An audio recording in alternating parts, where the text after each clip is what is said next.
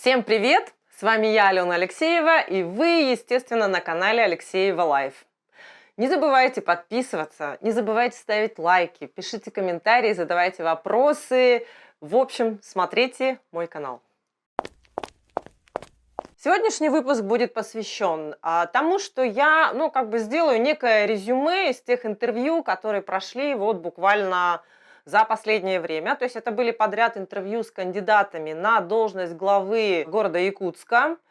Получились очень интересные беседы, получились довольно резонансные такие для некоторых участников события. А кроме того, да, вот такая фишка сегодняшнего выпуска, я решила, ну да хватит уже, да, сколько можно эти какие-то слухи, домыслы, сплетни. Я вам расскажу, какие отношения у меня были с Колей Черовым и что я делала в Какаду. Поэтому смотрите до конца.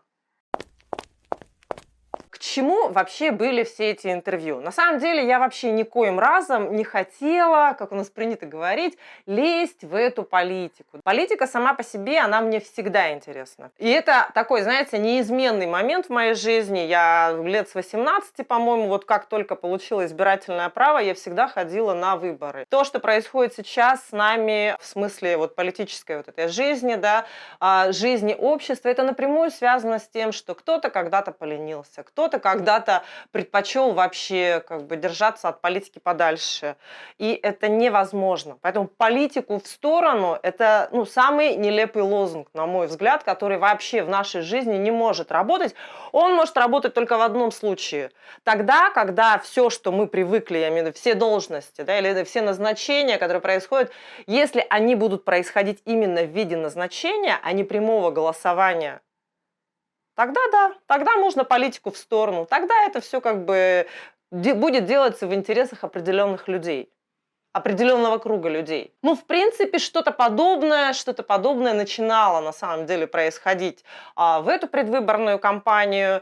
И я считаю, что в некотором смысле я все-таки внесла небольшую капельку, да, небольшую долю вот такого перчинки, может быть, что ли, да, вообще в эту предвыборную кампанию. Не говорю, что я этим горжусь или не говорю, что я этим хвалюсь, просто так произошло. Вот, и по факту, почему вообще пошла череда этих интервью, потому что пресс-служба и помощники на тот момент ИО, исполняющего обязанности мэра города Якутска Евгения Николаевича Григорьева, обратились ко мне еще в январе, по-моему. Мы бы хотели, чтобы вот наш кандидат пришел к тебе на интервью. Я говорю, слушайте, вы не боитесь, да, потому что я-то вообще никогда не высылаю заготовленные вопросы, да, я с человеком все равно общаюсь вот прям вот в режиме вот сейчас как есть. Я могу его зажать в угол своими вопросами, но я же все-таки коуч, я могу это сделать. А мне говорят, нет, он тоже там не лыком шит. Я думаю, окей, хорошо. В самом интервью, честно говоря, видно было, что человек очень-очень активно готовился, прям очень сильно готовился, потому что было такое ощущение, что он хочет впихать невпихуемое, да, то есть все, к чему он подготовился, он как отличник должен был обязательно на этом интервью выложить. Поэтому в некоторых моментах прям было ощущение, что вот человек пытается продавить какую-то одну конкретную тему. А мне было важно вообще понять, who is мистер Григорьев?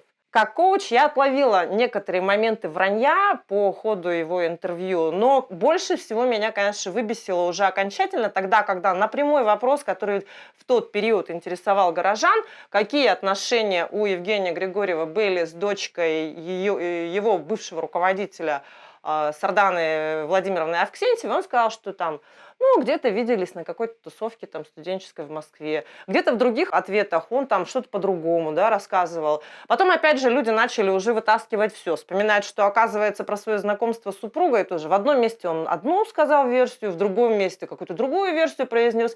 И это, наоборот, стало гораздо больше интереса вызывать и подогревать эту тему. И когда я увидела, что, оказывается, в день интервью человек прям с утра в аккаунте, в который он не заходил, там, я не знаю, сколько лет, начал вводить правки, удалять фотографии вот с той самой Натальей, корректировать какие-то вот там данные, что-то еще. Но я подумала, слушайте, зачем вы вообще ко мне просились на интервью, если вы изначально планировали врать?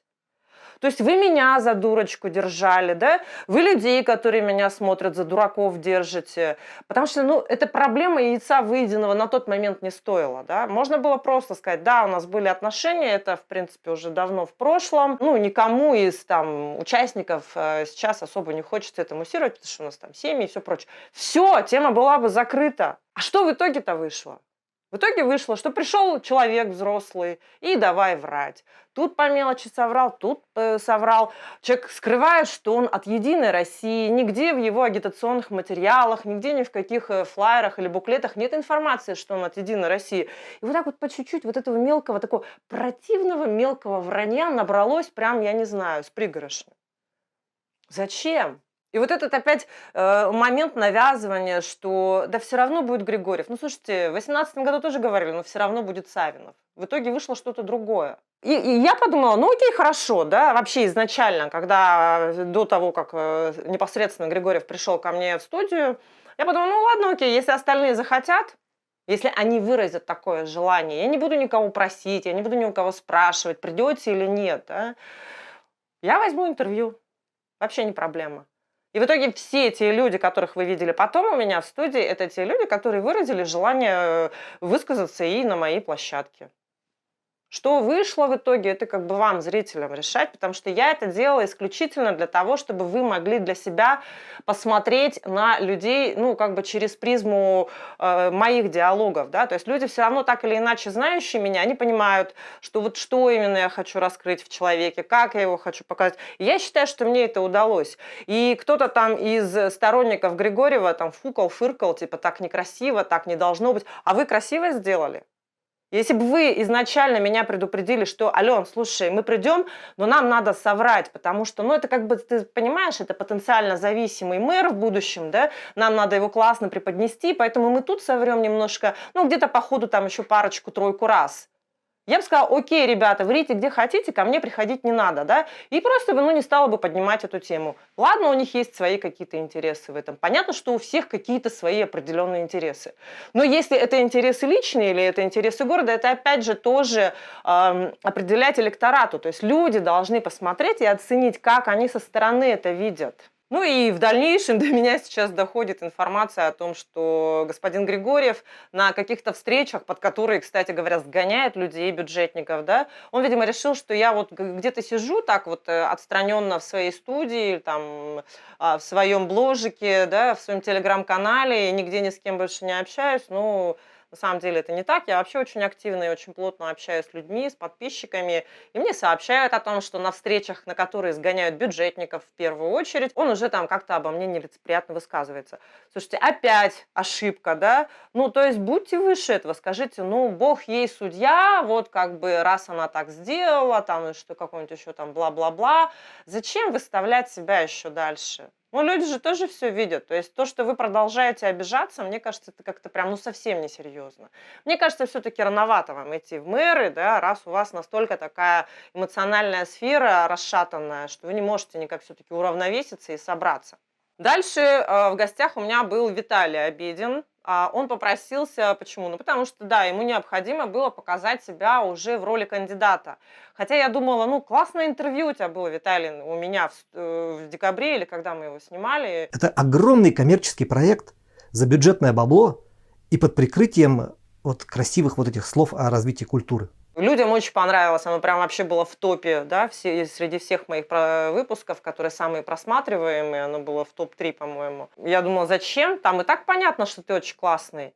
Но при всем при этом самое интересное, что когда Виталий выдвинулся в качестве кандидата, я его воспринимала просто как альтернативу Федорову, ну как они это изначально официально и объявили. То есть никто ничего не скрывал, как оно было, так и обозначили.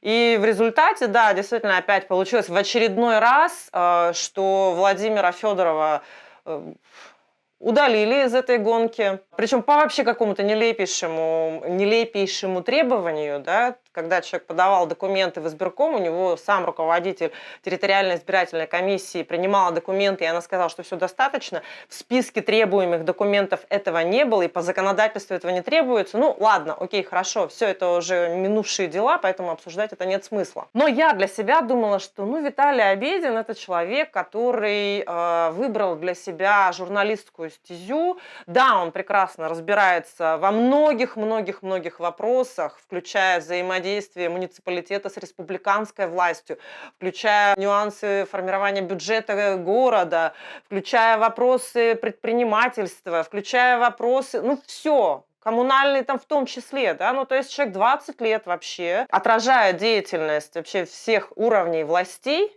в газете, в своих аналитических материалах. По сути, это вообще как бы один из таких центров притяжения газеты «Якутск вечерний», на мой взгляд. Человек, у которого очень четкая память, который складывает цифры, который имеет непредвзятое отношение. Ну, как бы вроде качества все требуются, которые для мэра, вот в нем все вроде есть, да. Но я думала, ну это же не его. Я просто по себе сравнивала. Мне просто не хочется работать в мэрии, да? Ну вот мне бы не хотелось. И я, когда на себя примеряла, я думала, ну вот Виталий, наверное, такой же. Он прется от своей работы, да? У него это классно получается. У него расширилась сеть изданий, которые его публикуют, которые берут у него консультации какие-то, которые берут его комментарии, экспертное мнение и так далее. Я думаю, ну у человека просто все растет карьерно в рамках его профессии, зачем ему мэрство? Ну, то есть, как бы, это же, блин, это же такая ответственность. Жилищно-коммунальное хозяйство. У меня от этой аббревиатуры ЖКХ просто мозг вскипает, и вообще все конечности в ступоре, да, просто я так, ЖКХ? О, нет. Я просто вообще вот в этой теме как бы совсем, ну, меня не прикалывает это. И я думала, что вот он тоже, человек такой там профессии, да, вот. И когда он пришел на интервью, я вообще на него другими глазами посмотрела абсолютно. Вот когда я его спросила, ты хочешь там или что-то о намерении, я сейчас уже не помню. Я думаю, что я знаю о казне города гораздо больше, чем, например, действующий ИО. Я готов 1 час в день после работы там идти в столярный цех и махать рубанком, или идти колоть дрова и так далее. И в нем вот эта вот решимость, решительность, как бы, а мы с ним достаточно давно знакомы, ну, не прям в таких тесных отношениях, дружеских или еще что-то, просто мы, опять же, состоим в оргкомитете гражданских дебатов, да, на период проведения которых он, кстати говоря, вышел. То есть я-то примерно понимаю, где человек вот прям со всей страстью искренне говорит о том, что это является его намерением. И вот когда я брала интервью у Виталия в тот раз уже как в качестве кандидата, я просто на него сидела и смотрела другими глазами. Я вот сидела и примеряла на него весь вот этот вот, условно говоря, антураж, да, то есть представляла, как он поднимается по лестнице проспекта Ленина 17. Я вот представляла, когда он говорил мне, я буду ходить в Минфин, там, в Илтумен, я прям представляла, как он пешком пойдет. Это человек, у которого машины, по-моему, никогда не было, да и вряд ли она когда будет, да, то есть это принципиально не водитель. Я прям представила, как он идет там с охапкой документов под мышкой и идет разбираться, почему там бюджета чего-то не выделили, чего-то не додали, или еще в чем-то урезали, или еще что-нибудь. Я вообще сидела в шоке такая, думаю, так вообще классный был бы кандидат. Вообще классный был бы кандидат. Но потом пришел Сава Михайлов. Кандидата нету значка «Единая Россия». Стыдно?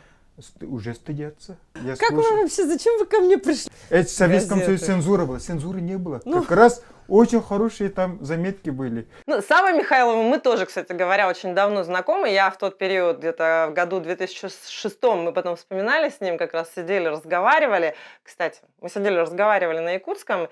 И на якутском, я так понимаю, человеку гораздо комфортнее общаться, гораздо у него богаче, красивее речь. И это, конечно, несомненно, может быть, помешало ему раскрыться в некотором смысле на моем интервью непосредственно, да. Но Сава Михайлов очень хороший человек, но хороший человек не профессия все-таки, да. И мне кажется, где-то, когда-то в будущем он совершенно легко справится с этой функцией именно руководства городом. Но в данный момент это не совсем его. По нескольким причинам, сейчас пока не торопитесь возмущаться, да, я прям так и слышу, Сахалардио уже оргубитраттавулу, да. Просто почему? Потому что, во-первых, я задаю человеку вопрос, он уходит, ускользает. Я второй раз возвращаю в этот вопрос, он опять куда-то уходит. И я вот просто представила, опять же, к нему будут приходить люди, да, с возмущением или с вопросами, и он там куда-то далеко-далеко, хорошо, красиво будет о чем-то рассказывать. Я не говорю, что он врет. На самом деле Сава очень честный человек, как мне тоже показалось.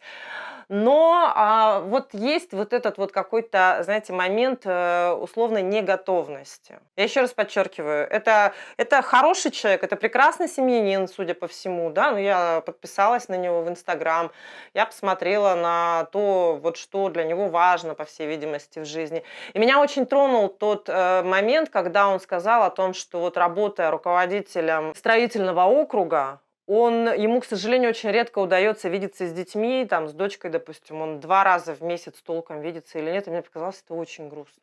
Я не говорю, что уделяю мало времени детям, да?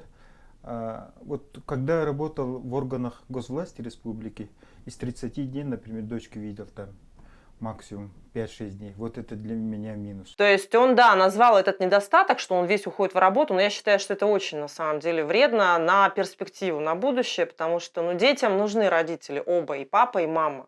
Я сейчас, конечно, не буду вообще, ну, вторгаться там, в какие-то такие вопросы, да, но я к тому, что, может быть, действительно стоит подумать. Ну, стоит ли вообще вот эта вот вся работа того, чтобы настолько отдаваться ей? В общем, а можно я сейчас на якутский перейду, да, пожалуйста? Те люди, которые слушают меня и понимают только на русском языке, вы буквально там, я не знаю, пока можете сходить и там чай налить себе или там кофе, водички, что-то еще поделать, да, я ненадолго сейчас буквально. Бастатан туран, мен тоқтуғынан кепсетерім пыны. Саха нуччаден арартан бүтінері бағалысты. Мэрден кихи бұғытынан. Коротолықтақтыр қайдақ күрдік тухалақ болуғыттын. Ол главное барды. Мэр выбораден жекерген выборы бол батақ. Олу сатын. Бастатан туран бігі тоқ кихитін талабыты. Тоқ майгылағын. Тоқ тиханырын. Коротолықтақтыр қайдақ тухалақ болуғын. Оны көрек бүтін нады. Onu mənə saxaları öyəbət, saxaları battır, saxaları əbahı görər, saxalı oskolarına ahı, soğuğa endin ol sığa. Korat narkenen, ulata niher, John Elben niher, onu просто oskola deyibət deyibət. Onu bastan buharıq pıtın nadı deyibət. Какие вы меры примете для того, чтобы действительно наши дети могли, чтобы были детсады на родном языке, не только на якутском, но и народов Севера? По-моему, ни одного детсада народов Севера... Один есть. Да. С обучением на родном языке один есть. Ну, это якутский, скорее всего, да? Нет, почему? На якутском языке-то есть. И, я имею в виду именно на и вопрос, то же самое касается и школ. Ну, когда такой вопрос задают, в общем, большое искушение сказать, да, я все сделаю, там, открою якутские группы в садиках, открою якутские классы в школах. И действительно, я бы очень хотел это сделать. Но проблема-то, она же в другом. У нас проблема в том, что у нас, во-первых, нехватка тупо мест в детские садики, и у нас нехватка мест в школах. Школы учатся с перегрузкой до 245% и больше. Поэтому там, где есть возможность открывать якутские классы, никакого противодействия абсолютно не будет оказываться. Но первичная задача вообще к 2025 году обеспечить переход на односменное образование и разгрузить. Нам для этого надо построить больше 30 школ. Такой возможности вообще нет ее. Сейчас власти нам рассказывают про какой-то ГЧП на опять 12 школ тысячников, благодаря которым появится 15 тысяч учебных мест в городе Якутске. Прекрасно. Но они не раскрывают детали, что это за частные партнеры. Говорят только одно – не ВИЗ. Не раскрывают сумму, не раскрывают подробности вот этих готовящихся сделок. Я боюсь, что они опять посадят казну города на просто... 12 социальных объектов от ВИЗ, с которым мы подписали в 2015 году соглашение, нагрузили бюджет города на 600-800 миллионов в год. За эти деньги можно было бы 1,5 школы вводить. И вот сейчас насколько нагрузят эти 12 объектов, новые 12 объектов, по новым договорам ГЧП, не с ВИЗ, я лично не знаю. Как можно было бы это решить? Вот вы знаете все, да, наверное, про проект Алан Халленд. Цена проекта 18 миллиардов рублей, эпический центр, который появится на берегу озера Сайсары. Вот 18 миллиардов рублей, если бы дали городу на строительство школ, это было бы 35-37 школ, новых каменных школ. И мы бы не только полностью закрыли вопрос с обучением, с разгрузкой школ, мы бы смогли, наконец, решать вопросы с образованием на национальном языке. Onu men sahalarga skola hem soğudun, sahalı klaslar hem soğudun epete kahandanı. Onu horuyan kimeral bundan, jesmenin forumlarından, WhatsApp'larından, Telegram'ından da ıtı hatır. Gördürün mi kahan onluk diyebitin, kahan onluk soruy butun. Kanına onluk soruy butun, kanına edinlik kapsayabitin. Birime video доказательства, бетер скрин инден бар да хеха. Бар булан ıtı ne? Bu kanal sahajonun tuhugoran Allah. Aras temaları kötügönmün. Aras вопростары iten, jonton, kördörön, ırıtan, indi kaydaq höbü, kaydaq söbe soğu, indi bartın kördörü hatan. Onu him bir bağat baharar bullaq qıtı. Ol diyen ütüyü bol bataqtı. Bir öttütten ettiqqa. Onun mörü əmeye kihi bıhıtıttan körüq qayın. Anardas prosta Сахараден талылар сыха. Те, манам бүт-бүт, сахалıyor дәвәджен уже салай быттара Володя. Ну и вот резюмируя сказанное, я бы все-таки хотела сказать, что Сава в любом случае, я уверена, он всегда найдет достойное применение своим намерениям, своим стремлениям, своим желанием сделать этот город лучше. Конечно, в моем представлении это было бы идеально, если бы он поддержал Виталия Обедина и выразил эту поддержку официально. И здесь не надо думать о том, кто первее, кто второй, кто кому должен уступить. Здесь важно понимать, что лидер этой предвыборной гонки Владимир Федоров отдал свои голоса в поддержку Виталия Обедина. Я не говорю, что все, кто был за Владимира Федорова, сейчас прям побежали за Виталия. Да? Конечно, люди действительно находятся в некой растерянности, они не знают, как выразить теперь свою позицию. Я понимаю, я смотрела, я отслеживала, как, допустим, идет поддержка со стороны населения в аккаунтах у всех кандидатов ключевых. Но, тем не менее, я знаю, что многие из тех, кто планировал голосовать за Владимира Федорова, теперь совершенно уверенно, ну и не просто так, не просто потому, что его поддерживает Федоров, но и увидев действительно позицию Виталия, они планируют отдать голос ему. И здесь, мне кажется, да, было бы очень хорошо, если бы все-таки Сава Михайлов поддержал Виталия Обедина, да, и не создавал вот тот прецедент, когда пойдет просто дробление голосов, и на волне этого дробления может произойти не тот результат, которого бы большинство горожан, неважно кого они хотели бы поддержать, просто проиграют. Я, безусловно, не хочу никакого давления оказывать на Саву Михайлова. Это умный, самостоятельный, решительный мужчина. Он сам примет, а возможно уже принял какое-то решение, пока выпуск будет монтироваться, все равно какое-то время пройдет. Нет большой необходимости комментировать личность Владимира Федорова. Все равно вы... практически все, наверное, его знаете. Меня нисколько не удивило, но, может быть, он еще чуть больше раскрылся для меня как человек во время интервью, которое у нас состоялось 17 марта, буквально накануне его официального заявления. Но там он уже мне немножко, так сказать, сделал спойлер, да, о том, что он планирует, как один из вероятных вариантов, поддержать Виталия Обедина. Я своим горожанам объявляю о том, что я возглавлю штаб Виталия Обедина. Я это делаю уже не один раз, у меня есть опыт в этом большой. Я буду вести его, не претендуя там на какие-то должности и так далее. В общем, картина вот примерно такая. Я еще раз говорю, выбирать только вам.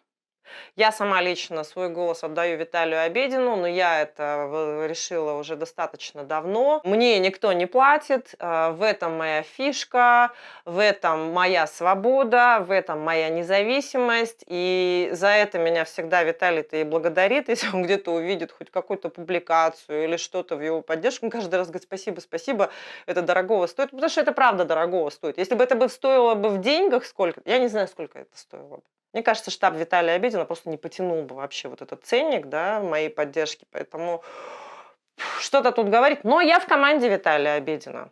Я, безусловно, в команде тех людей, которые поддерживают Виталия Обедина.